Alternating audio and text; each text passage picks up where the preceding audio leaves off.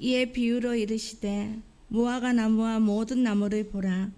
싹이 나면 너희가 보고 여름이 가까운 줄을 자연히 아나니 이와 같이 너희가 이런 일이 일어나는 것을 보거든 하나님의 나라가 가까이 온 줄을 알라. 내가 진실로 너에게 말하노니 이 세대가 지나가기 전에 모든 일이 다 이루어지리라. 천지는 없어지겠으나 내 말은 없어지지 아니하리라. 너희는 스스로 조심하라. 그렇지 않으면 방탕함과 술 취함과 생활의 염려로 마음이 둔하여지고 뜻밖의 그날이 덕과 같이 너에게 임말이라. 이날은 온 지구상에 거하는 모든 사람에게 임말이라. 이러므로 너희는 장차 올 이 모든 일을 능히 피하고 인자 앞에 서도록 항상 기도하며 깨어 있으라 하시니라. 예수께서 낮에는 성전에서 가르치시고 밤에는 나가 감람원이라 하는 산에서 쉬시니 모든 백성이 그 말씀을 들으려고 이른 아침에 성전에 나아가더라. 아멘. 밤낮에 기온차가 심해져서 감기도 많이 들고 또 건강에 유의해야 할 그런 시기인 것 같습니다. 한 주간도 평안하셨는지요? 서로 우리 영과 육이 두루 강건하시기 바랍니다. 인사를 나누시면 좋겠습니다. 영과 육이 두루 강건하시기 바랍니다. 자, 페이지를 넘겨주시겠습니까? 오늘 방송실하고 지금 연결이 잘 안 돼서 여러분이 좀 불편하실 텐데 양해해 주시기 바랍니다. 이정록 시인의 의자라는 시는 아마 이 강단에서 거의 한 7, 8번 소개를 해서 여러분이 잘 알고 계실 것입니다. 기억나실지 모르겠네요. 중간 부분을 제가 한번 읽어봅니다. 허리가 아프니까 세상이 다 의자로 보여야 꽃도 열매도 그게 다 의자에 앉아 있는 것이요. 싸우지 말고 살아라. 결혼하고 애 낳고 사는 게 별거냐. 그늘 좋고 풍경 좋은 데다가 의자 몇 개 내놓는 거요. 어머님 말씀이 구수한 충청도 사투리로 제가 흉내를 잘 못 냈지만 저절로 웃음이 나오는 그러한 시입니다. 시인의 어머니가 정말 대단하신 분이십니다. 어머니라는 주제를 그 중심으로 삼고 있는 시인의 갈대꽃이라는 제목의 시에서 그는 또 이렇게 노래합니다. 갈 때 되면 하늘을 자꾸 올려다 보니까 하늘 좀 그만 쳐다보라고 허리가 구부러지는 거야. 하나님도 주름살 보기가 민망할 거 아니야? 요즘엔 양말이 핑핑 돌아가야 고무줄 팽팽한 놈으로 몇 쪽 사와야겠다. 양말 바닥이 발등에 올라타서는 반들반들 하늘을 우르른다는 것은 세상길 그만 하직하고 하늘길 걸으란 뜻 아니겠냐. 갈 때 되면 입꼬리도 발바닥에도 저승길인 양 갈대꽃이 허옇게 피야. 지금 시인은 어머니의 지혜를 시에 담아서 인생의 지혜를 우리에게 전달하고 있습니다. 스쳐 지나가듯 던지는 어머님의 말씀 한마디 한마디가 그에게는 고개를 절로 끄덕이게 하는 지혜가 되고 이것을 듣는 청중들은 고개를 절로 함께 끄덕이게 됩니다. 지금 허리가 꼬부라진 어머니는 그 사실조차도 하늘의 뜻으로 받아들이고 양말이 자꾸 돌아가는, 양말이 너무 이제 오래 신다 보니까 헐거벌겁해서 양말이 삑삑 돌아가서 바닥이 발등으로 올라 보이는 이런 일상의 경험에서 인생의 깊은 진리를 받아들이며 순응하고 있는 것입니다. 삶의 평범한 이야기에서 인생의 진리를 읽어내는 시인도 또 하늘에 순응하면서 사시는 연륜이 지긋하신 시인의 어머니도 다 함께 시인입니다. 그러면서도 왠지 가슴이 서늘해진 느낌이 드는 것은 계절의 탓도 있겠지만 우리 인생도 그 시간을 향해서 한 걸음 한 걸음 줄다름질 치고 있기 때문이 아닐까요? 그렇습니다. 갈대꽃을 주제로 해놓고 갈 때 되면 이라는 이 해학적인 표현이 얼마나 귀중한 표현인지요. 달려가야 할 길의 끝을 아는 사람, 내가 주인이 아님을 아는 사람, 기다림을 가지고 사는 사람은 인생을 그냥 살 수가 없는 것 같습니다. 시험을 앞둔 학생은 밤새워 공부하게 되고요. 납품 기일을 마감을 앞두고 있는 사람은 밤새워서 제품을 만드는 일에 전력하게 되는 것입니다. 주인이 올 날을 기다리는 종은 아무렇게나 일하지 않습니다. 남편을 기다리며 분주하게 된장국을 끓이는 아내의 손길도 바쁘기는 합니다. 인생은 그러고 보면 기다림 속에서 살아가는 존재이며 그리스도인 또한 그러합니다. 인생이 마지막을 향해 달려가는 동안에 때를 기다리는 것과 또 지금이 어떤 때인지를 아는 것은 참으로 중요합니다. 사무엘 베케트가 고도를 기다리며 라는 시를 통해서 막연한 기다림을 시작했지만 내가 오기로 한 그 자리, 내가 미리 와 있는 이곳에서 문을 열고 들어오는 모든 사람이 너였다가 너일 것이다가 다시 문이 닫힌다 라고 노래했던 황지우 시인의 너를 기다리는 동안이라는 시에 나오는 분명한 기다림까지 사람들은 기다리고 또 기다립니다. 너를 기다리는 동안이라는 이 시의 마지막 대목, 내 가슴에 쿵쿵거리는 모든 발자국 따라 너를 기다리는 동안 나는 너에게로 가고 있다. 우리는 오시는 주님을 마음을 다해 기다립니다. 모두가 길을 잃고 방황하는 세상에 친히 그 길이 되어주실 주님. 사람다운 삶이 무엇인지를 잃어버린 채 욕망에 휘둘리며 살아가는 이들에게 하늘빛을 보여주실 주님을 우리는 기다립니다. 하지만 기다림은 그저 멈추어 있음이 아닙니다. 그를 향한 준비와 그를 향한 나아감입니다. 가슴에 쿵쿵거리는 발자국을 따라서 그분을 향해서 나아갔다고 하는 시인의 마지막 구절처럼 가지 않고 그 자리에 가만히 기다리고 있는 것은 어쩌면 영적인 나태함의 표현일 것입니다. 우리의 인생은 좀 더 나은 내일을 기다리고 사랑하는 사람을 기다리며 우리가 희망하는 것을 기다리면서 살아갑니다. 때론 그 기다림 속에 너무 지나쳐서 속아서 울기도 했고 그것이 주는 달콤함에 행복했던 그러한 시절도 있었습니다. 그럼에도 불구하고 사람들은 오늘도 기다림에 살고 있으며 계속해서 미루어지는 것에 대한 기다림은 사람들을 존재하게 하는 힘으로 작용하고 있습니다.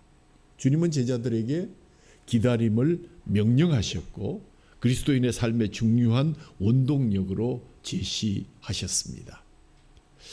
오늘 복음서의 본문, 예수님께서 공생의 마지막 주간을 보내시면서 십자가 사건을 앞에 두고 제자들에게 종말에 있을 징조에 대한 예고를 해주신 말씀으로 우리에게 들려줍니다.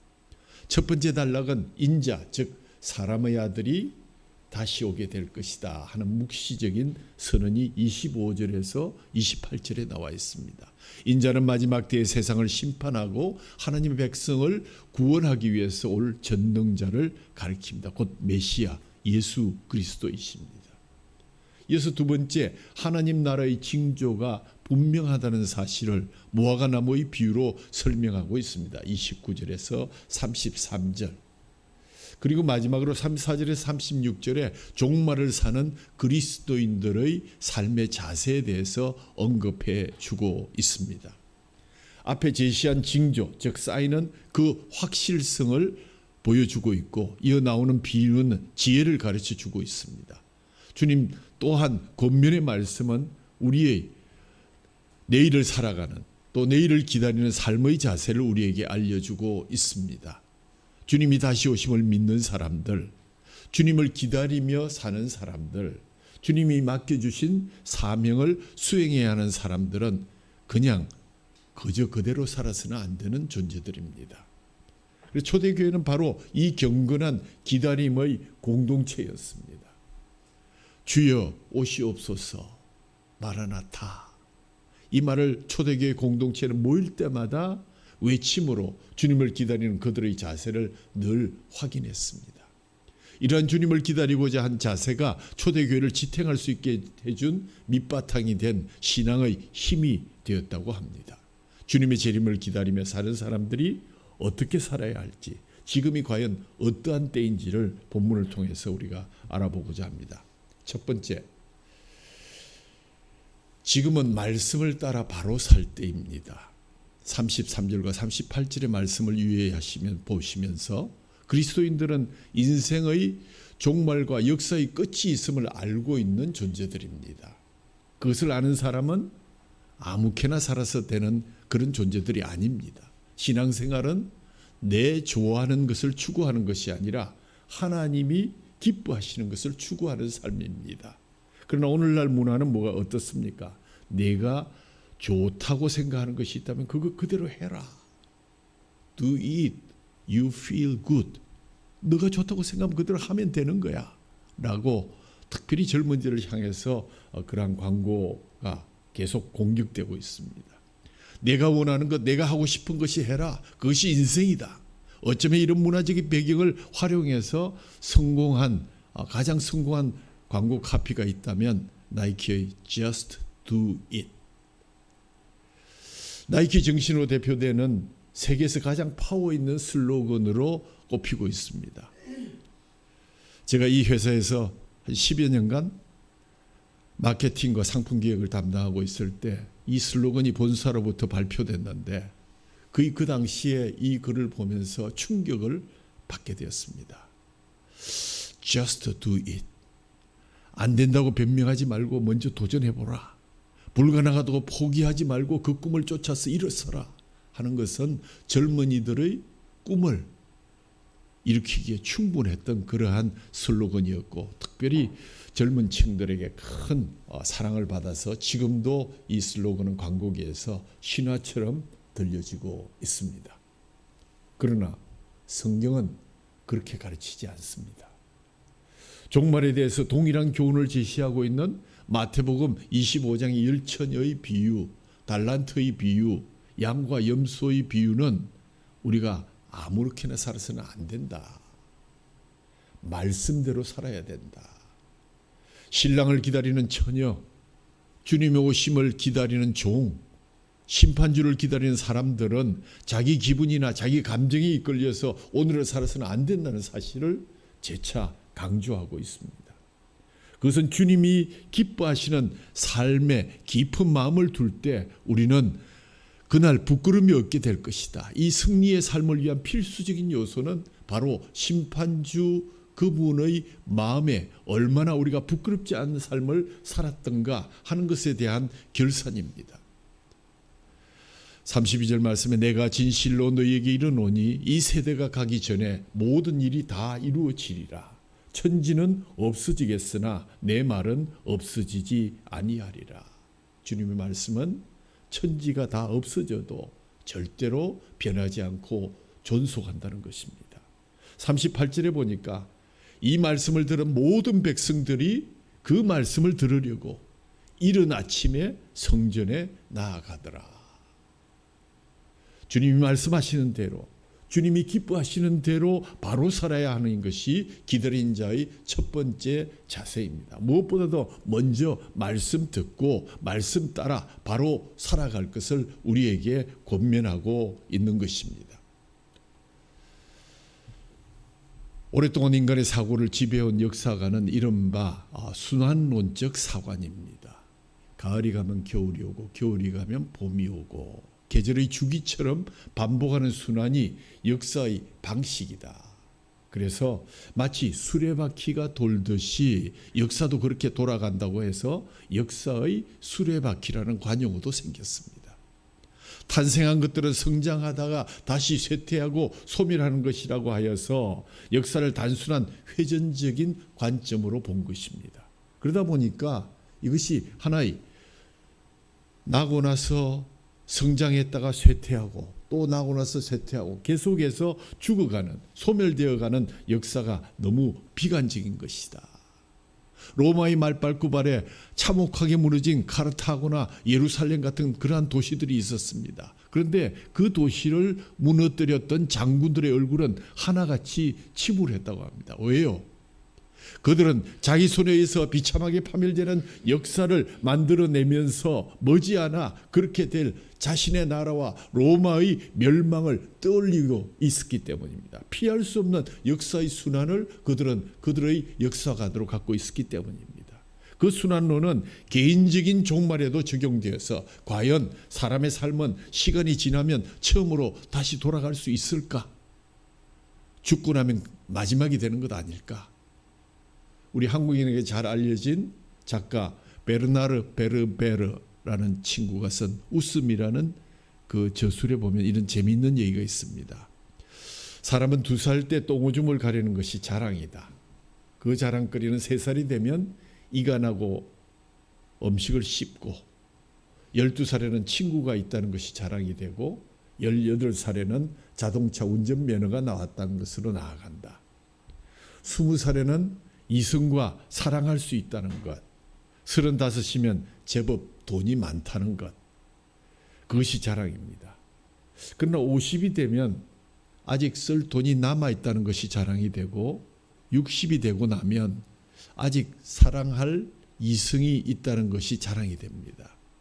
70이 되면 아직도 운전할 수 있다는 것이 자랑이 되고 75세에는 아직도 살아있는 친구가 몇 된다는 것이 자랑이 되다가 80에는 이가 다 빠지고 이가 몇 개 남아있다는 것이 자랑이 되고 85세가 되면 똥오줌을 가리는 것이 자랑거리가 된다. 이 얼마나 이 웃음이 블랙 코미디에 가까운 순환론적 사관을 가진 것일까. 인간은 이렇게 자라다가 결국 다시 죽음으로 가는 그러한 냉소적인 블랙 코미디를 연상케 합니다. 이런 사관을 극복하고 좀 더 낙관적인 사관을 가지기 위해서 많은 사람들이 노력을 했는데 그것을 진보론적인 사관이다. 이 사람들은 과학기술을 신봉하는 사람들입니다. 역사란 것은 꾸준히 지속적으로 발전을 거듭해서 더욱 밝은 미래가 우리 앞에 있다. 그러니까 단순히 순환론적인 생각은 잘못된 것이다. 우리는 계속 지속적인 발전을 거듭하게 될 것이다. 산업화와 기계 문명을 보라. 우리가 어떻게 이렇게 큰 업적을 이룰 수 있었는가. 그러나 이 역사가는 2차례에 걸친 세계대전과 전략무기의 끝없는 위협으로 인해서 회의적으로 돌아서고 말았습니다. 우리가 넘어가는 역사의 지평선은 기계 문명의 세상이 아니기 때문입니다. 자연적 시간을 살고 있는 우리에게 하나님께서 또 하나의 우리가 생각해야 될 그러한 시간을 부여하셨습니다. 이것이 우리 그리스도인이 가져야 할 역사관입니다.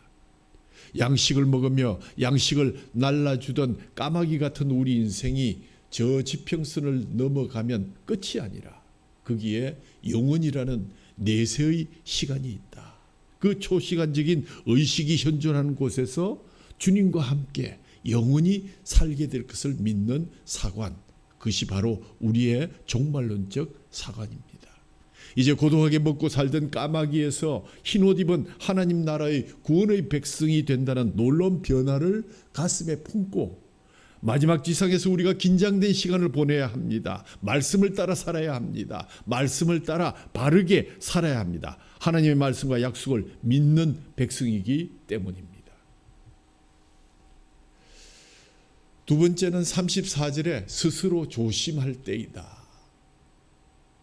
그렇다면 불완전한 이 세상이 완전하게 질적으로 변형되는 그 하나님의 때가 구체적으로 언제일까?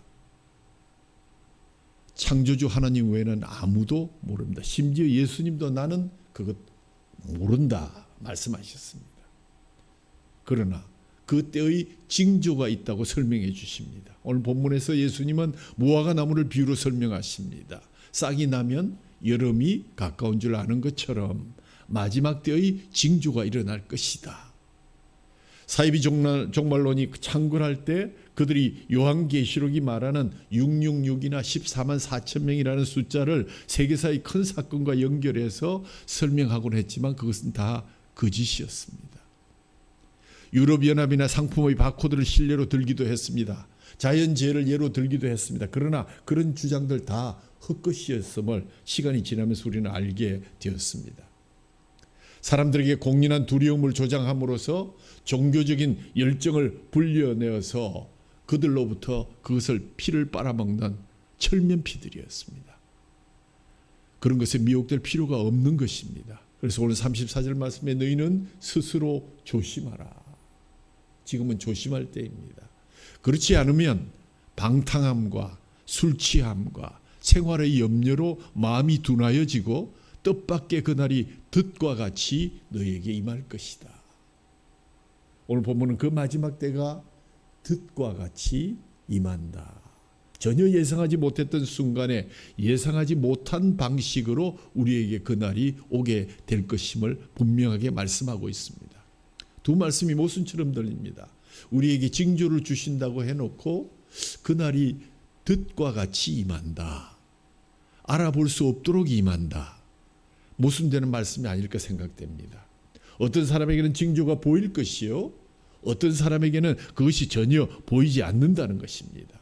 보이지 않는 사람들은 누구이겠습니까? 오늘 본문에 구체적으로 지적한 것과 같이 방탕하고 술 취하고 생활의 염려로 마음이 둔하여진 사람들에게는 그 징조를 볼 수 있는 눈이 없어진다는 것입니다. 세상의 일에 모든 영혼이 치우쳐져 있어서 영의 눈이 감겨진 사람들을 말합니다.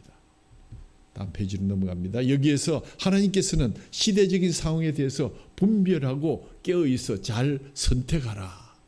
우리가 깨어있지 않으면 첫 번째 방탕하게 되는 것이다. 질서가 파괴되고 분별력이 파괴되고 가치관이 파괴되고 자기의 인격도 추락되는 그러한 일이 벌어질 것이다. 두 번째는 술 취하게 되는 것이다. 술은 썩은 것을 의미합니다. 성경에서. 그래서 우리의 정신이 썩으면 술 취하여 있는 것과 같다. 술이 사람을 마시게 되는 것이다. 그러므로 우리 길공동체는 모든 것에 의롭고 깨끗하고 거룩하고 정직하고 착하고 보기 좋은 것으로 입혀지기를 주님의 이름으로 다시 한번 축원합니다.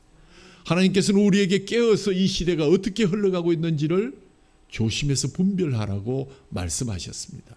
로마서 12장 11절 14절에 보면 부지런하여 게으르지 말고 열심을 품고 주를 섬기라. 소망 중에 즐거워하며 환난 중에 참으며 기도에 항상 힘쓰며 성도들의 쓸 것을 공급하며 손 대접하기를 힘쓰라. 너희를 박해하는 자를 축복하라. 축복하고 저주하지 말라라고 말씀하셨습니다. 주님께서 종말에 대한 여러 징조를 우리에게 주신 후에 너희는 스스로 조심해야 된다. 지금은 조심할 때다라고 강조하십니다. 조심한 것은 우리를 보존하기 위함이요, 이것은 스스로 노력하지 않으면, 늘 깨어있지 않으면 결코 이룰 수 없는 과업입니다. 성경은 우리가 조심해야 할 것으로 방탕함과 술 취함과 생활의 염려 등으로 무뎌지는 것들을 경계하고 있습니다. 마음이 둔해지면 그는 하늘의 일을 생각하지 않게 됩니다. 주님 오심에 대해서 관심을 전혀 기울이지 않게 됩니다. 그러므로 자신을 늘 점검하고 자기가 지금 어떤 모습으로 서 있는가를 스스로 점검해야 한다는 말씀입니다. 다시 오시는 주님 앞에 부끄러움이 없게 서기 위해서는 스스로 조심하는 것과 항상 깨어서 기도하는 것, 이 두 가지만이 승리의 유일한 비결이라고 오늘 사도 바울은 우리에게 설명하고 있습니다.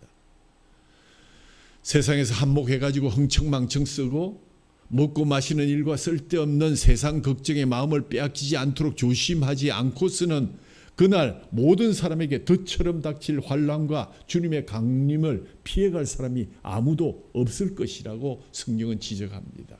이 모든 것은 위협과 두려움을 주기 위해서 말씀하신 것이 아니라 기다림의 자세를 갖게 하여서 온전히 천국 백성이 될 수 있기 위한 배려이기도 합니다. 특히 재림은 주님께서 세상의 모든 악의 세력을 이기시고 승리하신 바로 그 기쁨의 순간임을 기억하면서 여태껏 잘 기다려 오셨고 여태껏 잘 조심해 오셨고 여태껏 말씀에 귀 기울이며 잘 살아오셨으니 끝까지 그 길을 걸어갈 수 있으면 좋겠다 하는 그런 묵상도 해보았습니다. 제가 좋아하는 김현성 시인이 평범한 하루라는 시에서 아주 교훈적인 그러한 시를 들려줍니다. 내가 넘기는 책장은 책이 되지 못하고 하루 종일 비치는 햇빛이 내게는 태양이 되지 못한다 라고 탄식하면서 마지막에 나는 그만큼 이제는 행복해져 버렸는가 라는 물음을 자신에게 던지고 있습니다. 왜냐하면 그동안 되는 대로 살아왔고 이제 더 이상 행복할 수 없는 마지막에 와 있는가, 더 이상 노력이 필요 없는 것인가, 자꾸 안일해지려는 자신을 이런 방식으로 질책하며 독려합니다. 세상에 사는 동안 세상과 타협하지 못했고 잠시도 편안하지 못했던 이 시인이 그는 아무 일도 일어나지 않는 듯 보이던 어느 날에도 기다림의 새벽과 어둠이 내리는 밤 사이에 영혼을 추구하기 위해서 고독과 싸우고 있었다고 합니다. 주수를 하기 위해서 내내 쉬지 않고 일했던 날들이 있었고 그 주수를 마친 이날 우리들이 정말 아무 일도 일어나지 않은 것일까? 겉으로 아무 일도 일어나지 않은 것 같은 이때 역사는 까마귀 같은 모습을 한 채 어둠의 밤으로 들어가고 있습니다. 아무 일도 없는 듯이 서 있는 거대한 예루살렘 성전 앞에서 예수님의 음성이 들려옵니다. 너희는 스스로 조심하라. 그렇지 않으면 방탕함과 술 취함과 생활의 염려로 마음이 둔하여지고 뜻밖의 그날이 뜻과 같이 너희에게 임하리라. 이 날은 온 지구상에 거하는 모든 사람에게 임할 것이라. 역사가 어둠을 헤매는데 어둠 속을 헤매는 가운데 사람들은 추수의 수확을 즐기면서 방탕하고 술 취한 채 정신을 잃고 있다. 돈을 세고 이익을 탐하며 권력과 야합하고 내일의 행복을 위해서 꿈꾸고 있다.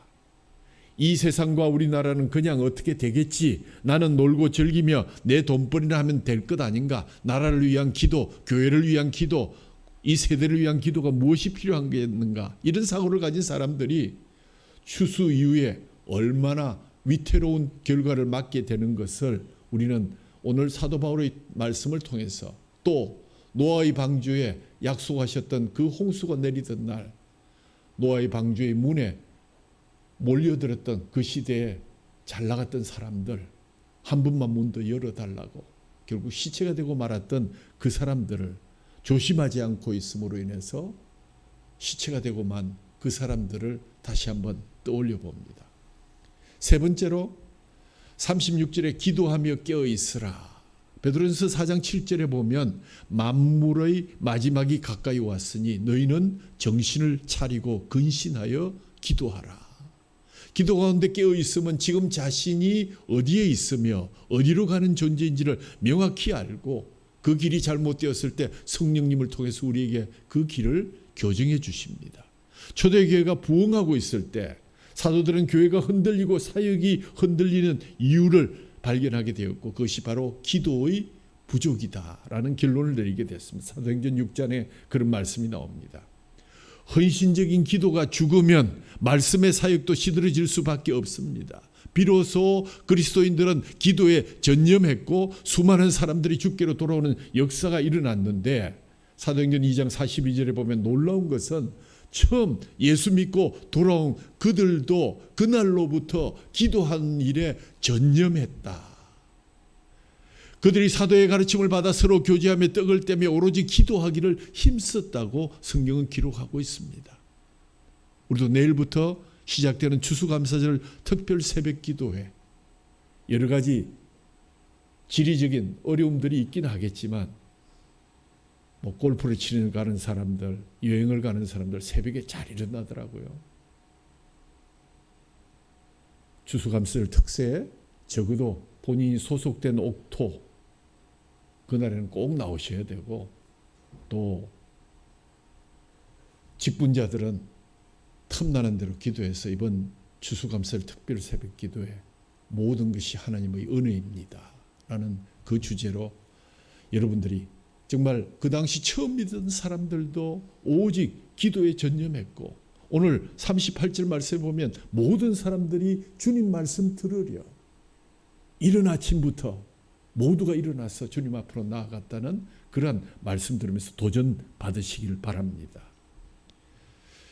다음 페이지 넘어갑니다. 현대 사회의 특징은 분주함을 그 특징으로 합니다. 바쁘죠. 바빠서 내가 못합니다. 그러나 그것은 하나의 우선순위의 문제입니다. 바빠서 밥을 안 먹습니까? 바빠서 잠을 안 자십니까? 바빠서 숨을 안 쉽니까? 기도 생활에서 가장 치명적인 거침돌이 되는 분주하다는 얘기, 그것은 기도의 우선순위가 뒤로 가 있기 때문입니다. 기도를 뒤로 밀어놓고 수행하는 모든 일들은 필요 충분 조건이 될 수가 없습니다.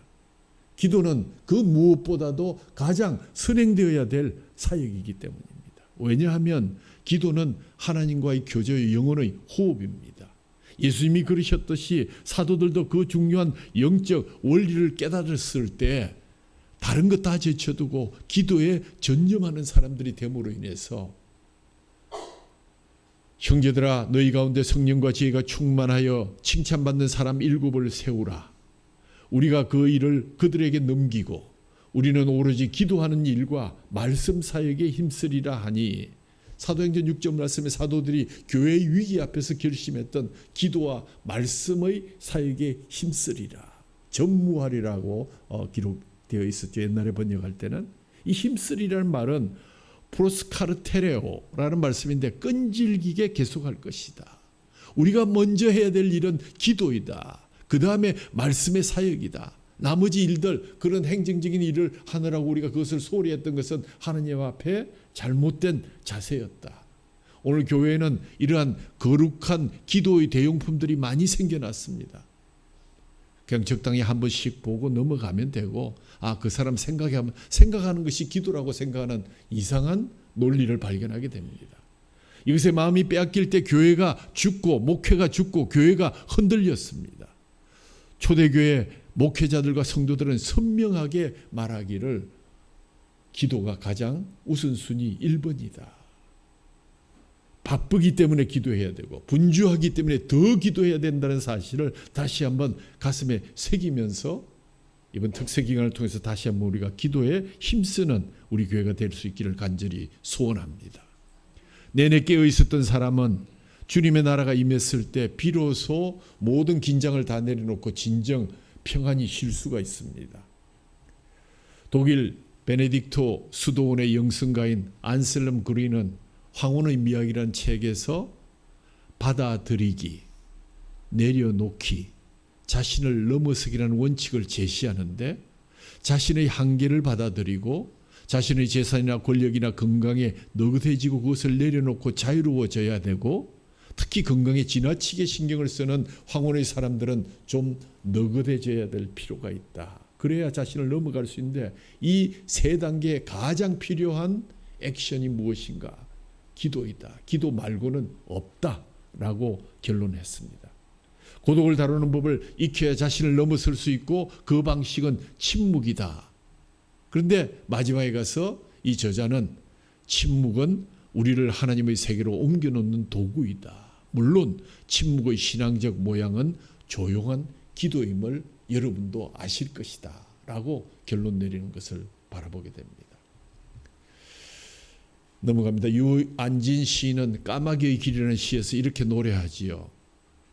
어두워야 보인다지, 눈을 감고 기도하는 까닭이라지, 토굴 속에 들어가서 돌을 닦는 까닭이라지, 하늘의 달도 밤길을 더 잘 가는 까닭이라지, 성균자 중에 맹인이 많은 까닭이라지, 영험할수록 판수가 많은 까닭이라지, 불을 끄고 눈마저 감아야 대낮에 이른 길도 찾아낼 수 있다지, 기나긴 깜깜 어둠, 깊고 깊은 캄캄 밑바닥에서 찾을 길을 잃지 않으려면 여름도 겨울보다 춥게 살아야 한다지. 너무 말을 많이 하고 너무 많이 주워 담았고 너무 많이 먹고 너무 오래 살았고 너무 내 생각만 내세우며 살았다면 주님의 재림을 기다리는 오늘 우리는 나 자신에 대해서 이제는 눈을 감고, 세상에 대해서 눈을 감고 주님을 향해서 눈을 떠야 할 때이다. 길을 잃지 않으려면 불을 끄고 눈마저 감아야 한다는 시인의 외침이 공감이 되는 것은 우리가 그동안 너무 바쁘다는 핑계로 주님을 바라보고 주님과 대화를 나누고 주님과 기도하는 시간이 너무 많이 잃어버렸다라는 결론을 우리에게 들려줍니다. 다음 페이지로 갑니다. 여기서 말하는 깨어있음은 단순히 육체적으로 잠을 안 잔다 하는 그런 의미가 아닙니다. 영적인 깨어있음을 말합니다. 갈급하고 치열하며 신실한 집중을 가져야 된다. 그런 말씀입니다. 시대에 따라 집중함이 다를 수 있겠지만 한 시대에 깨어있는 사람들, 가난한 사람들, 기다림밖에 가진 것이 없는 가난한 이들, 손에 가진 것이 아무것도 없어서 다가오는 미래밖에는 기댈 것이 없는 사람들, 가진 것이 없기에 오로지 하나님에게만 희망을 두는 사람들, 그래서 하나님만 전하기 위해서 목숨까지 바쳤던 바로 그 사람들이 성경이 말하는 가난한 사람들입니다. 여러분 이 계절에 가난해지시기 바랍니다. 우리는 이분들이 간직했던 간절함과 치열함과 신실함을 가지고 깨어 일어나 그분의 오심을 준비해야 할 때가 되었습니다. 지금은 자다가 깰 때입니다. 결론을 말씀드립니다. 주님의 재림은 결산의 날이요 인류 종말의 날입니다. 새하늘과 새 땅이 열리는 그러한 사건이기도 합니다. 우리는 이 날을 집중하여 바라보고 오늘 여기에서 우리 나그네로 살고 있으면서 거류민으로 살고 있지만 이 땅에 살고 있다고 해서 영원히 이 땅에 속한 존재가 아니요. 우리의 소속은 하늘이다. 하늘에 속한 사람이기에 언젠가는 본향에 돌아가야 되고 또 우리가 돌아가기 전에 그 새하늘과 새 땅이 이 땅에 임할는지도 모르겠습니다. 그날 우리 주님께서 이 세상에 다시 오시는 그날까지 자신을 견고하게 세워서 그날을 예비하고 세상 모든 이들이 이 놀라운 주님을 알 수 있게 증거하는 일 또한 우리의 사명입니다. 지금 우리는 주님을 기다리는 중이며 그 기다림은 아직 끝나지 않았습니다. 세상은 기다림의 대상이 사라지고 그것마저 지우개로 지우며 살아갈 때 그리스도인들은 함께 모일 때마다 주 예수여 오시옵소서, 주 예수여 오시옵소서를 외치는 사람들이어야 합니다. 기다림 가운데 사는 사람들은 어둠의 행실을 벗고 빛의 갑옷을 입은 하나님의 사람들로서 아무도 일어나지 않는 곳에서 일어나는 존재이며 아무도 가지 않는 곳에서 오늘도 걸어가는 사람들이어야 합니다. 기다리는 사람은 그냥 살지 않습니다. 우리는 주님 오심을 기다리며 준비하는 사람들입니다. 그러기에 기다림의 준비는 다 끝났는지가 중요합니다.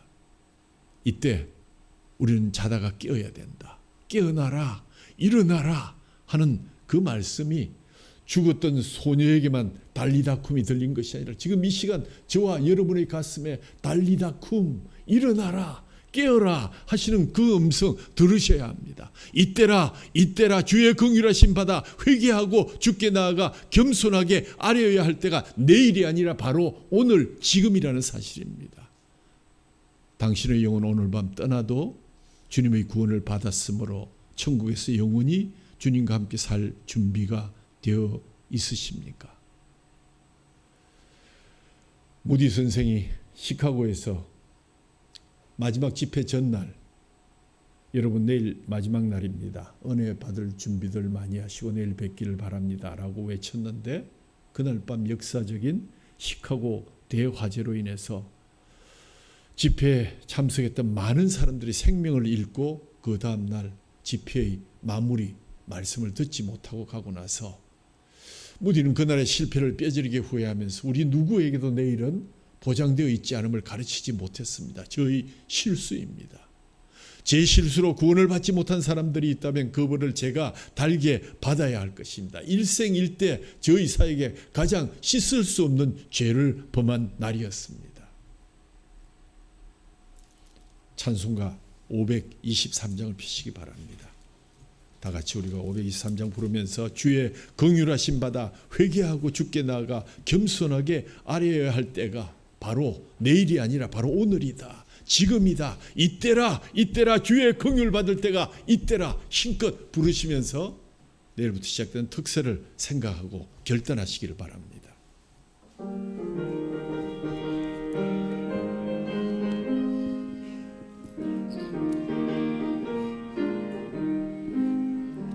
모든 죄악 길에서 목자 없는 양같이 모든 사람 길 찾아 헤맨다. 자비하신 하나님 독생자를 보내사 너를 지금 부르니 나오라. 이때라 이때라 주의 긍휼 받을 때가 이때라. 지금 주께 나와 겸손하게 아뢰라. 구원함을 얻으리. 험한 십자가 위에 달려 돌아가신 주 다시 살아나셨네. 기쁘다. 죄인 구원하실 때 어서 주께 나와 크신 은혜 구하라 구하라. 이때라 이때라 주의 긍휼 받을 때가 이때라. 지금 주께 나와 겸손하게 아뢰라. 구원함을 얻으리. 주의 귀한 말씀에 영원 생명 있나니 주님 너를 용서해 주신다. 주가 부르실 때에 힘과 정성 다하여 주의 은혜 받으라 받으라. 이때라 이때라 주의 긍휼 받을 때가 이때라. 지금 주께 나와 겸손하게 아뢰라. 구원함을 얻으리. 세월 빨리 흐르고 세상 친구 가는데 너의 영혼 오늘 밤 떠나도 주의 구원 받으면 천국에서 영원히 주와 함께 살리라 살리라. 이때라 이때라 주의 긍휼 받을 때가 이때라. 지금 주께 나와 겸손하게 아뢰라. 구원함을 얻으리.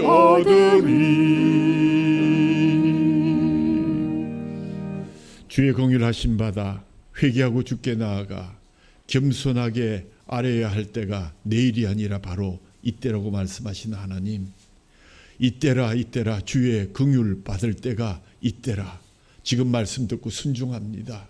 지금 말씀 듣고 조심합니다. 지금 말씀 듣고 기도하며 깨어 있습니다. 하나님, 지금 바로 주님께서 오늘 이 시간 이미 새하늘과 새 땅을 준비하시고 출발하셨는데 아직도 내가 깨어있지 못해서, 아직도 내가 조심하지 못해서, 아직도 말씀 듣고 순종하지 못해서, 아직도 기도하며 깨어있지 못해서 하나님 그 시간이 점점 지연된다면 이 모든 것이 누구의 책임입니까? 하나님 아버지, 지금 이때야말로 깨어서 기도할 때입니다. 이때야말로 주님 앞에 나아갈 때임을 주님 가르쳐 주시니 감사합니다. 오늘 다시 한번 저희들에게 주시는 주님의 그 살과 피를 먹고 마시면서 주님의 그 사랑을 확인합니다. 하나님, 정말 기도하고 또 기다리고 또 전하라고 하신 그 말씀 저희들이 가슴에 품고 나아갑니다. 하나님, 주의 그 살이 효험이 되고 주의 피가 우리의 연약한 부분에 스며들어서 우리를 다시 살리는 그러한 이때가 되게 하여 주옵소서. 우리 주 예수 그리스도 이름으로 감사하며 기도하옵나이다. 아멘.